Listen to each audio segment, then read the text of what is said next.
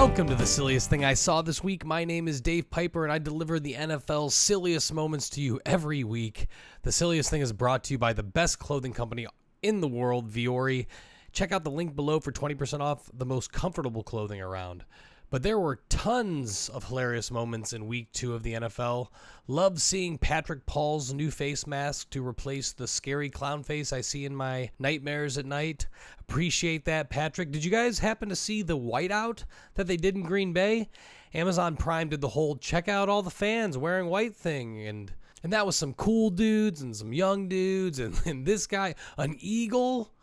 But then the broadcast takes a left turn and shows us Tommy Royd's about to hit the thickest of vapes. I had no idea that they were vaping testosterone these days. Modern medicine is really something, eh? And you know, while I'm having some fun with the fans, I was in the Cincinnati-Jacksonville game, and I noticed that CBS was giving like a lot of love to the fans in Cincy. I'm all for it. Of course, there's a lot of air guitars in the shot. It must have been some kind of air guitar thing going on. Some of the air guitars are better than others. Some are good, some are bad. This dude just singing, having a great time with the luchador mask. But eventually, we get to this dude who's talking to a buddy about his, what I'm guessing is his new wedding ring that is evidently, the ring's too tight. I think he says something like, it's tight. I only wear it at home, at least.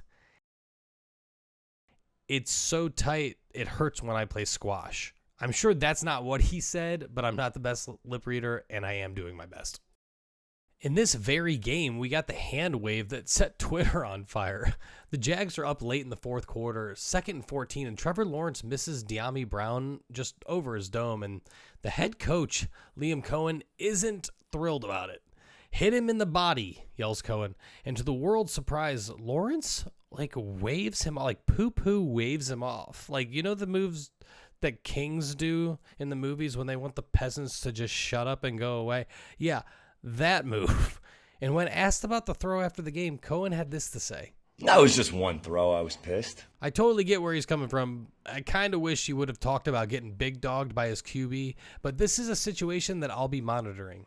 Please tell me that you saw James Hudson straight crashing out on the field on Sunday. For the first time in 100 years, a single player was penalized 4 times on one drive, and I'm going to show you how it happened. It all started to go wrong here when Hudson gave up a sack on first down. He got rushed down by James Houston, not to be confused with James Hudson, who cuts back inside. It was a nice sack. And on the very next play, Hudson does this and is rightfully penalized. It's a shame because Scadaboo gains a nice chunk of yards here, only to be called back and hit for the 15 yards. On the next play, the Giants complete a 10-yard pass to Robinson. Okay, and now we just move right on to 3rd and 20. And there's a false start by none other than James Hudson. That's right. Way before the ball is snapped.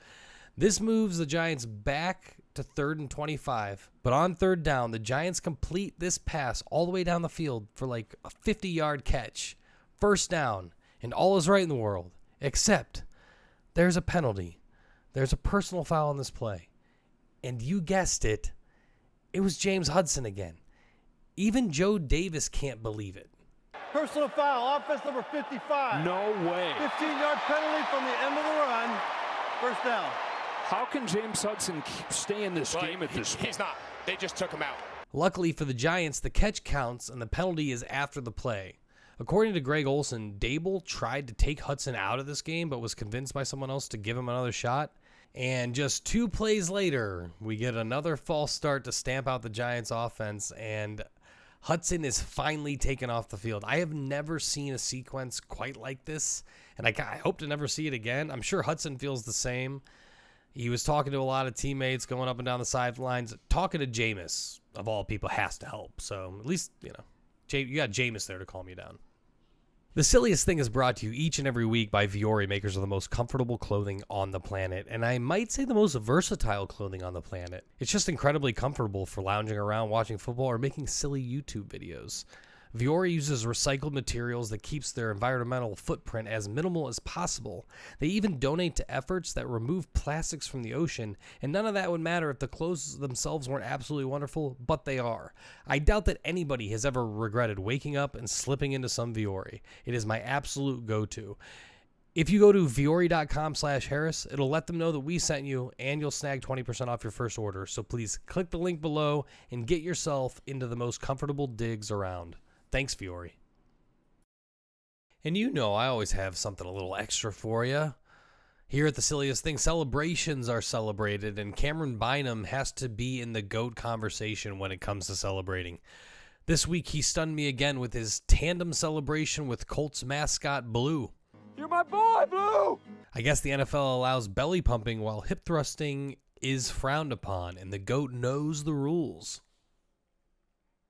Did you guys see Joe Flacco age in real time on this interception? I'm not one to poke fun at older guys that are giving 100%, but if you see Flacco trying to run this guy down and it doesn't make you laugh a little bit, I don't know what to tell you, buddy.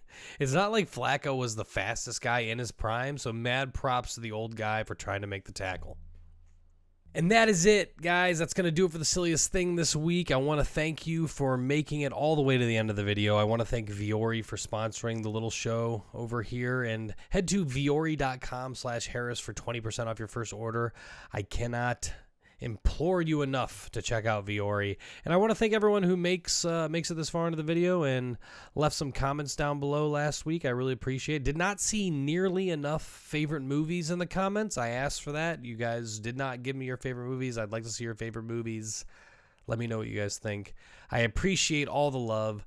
And if you're feeling frisky, just let me know what's going on in the comments. And I will talk to you guys next week. Thanks so much for watching. Please, please, please smash that like button, write a comment, tell us who else you'd like to see us review film on, and of course, best of all, please subscribe to our channel and then click that little bell above the subscribe button and you'll be notified whenever we post a new video.